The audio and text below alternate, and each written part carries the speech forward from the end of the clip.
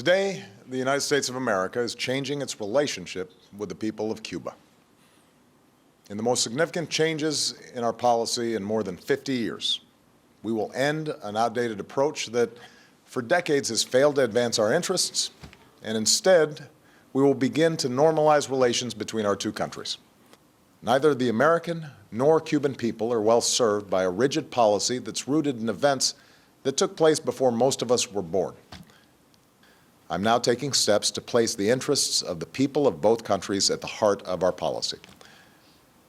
First, I've instructed Secretary Kerry to immediately begin discussions with Cuba to reestablish diplomatic relations that have been severed since January of 1961. Going forward, the United States will reestablish an embassy in Havana, and high-ranking officials will visit Cuba. Where we can advance shared interests, we will. On issues like health, migration, counterterrorism, drug trafficking, and disaster response. Second, I've instructed Secretary Kerry to review Cuba's designation as a state sponsor of terrorism. This review will be guided by the facts and the law. Third, we are taking steps to increase travel, commerce, and the flow of information to and from Cuba.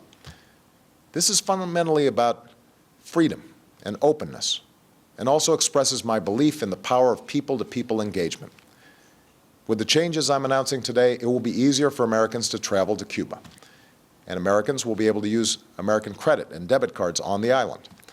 So we will facilitate authorized transactions between the United States and Cuba.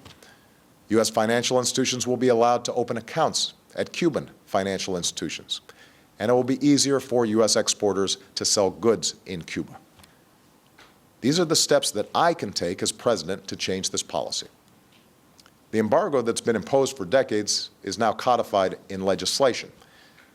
As these changes unfold, I look forward to engaging Congress in an honest and serious debate about lifting the embargo.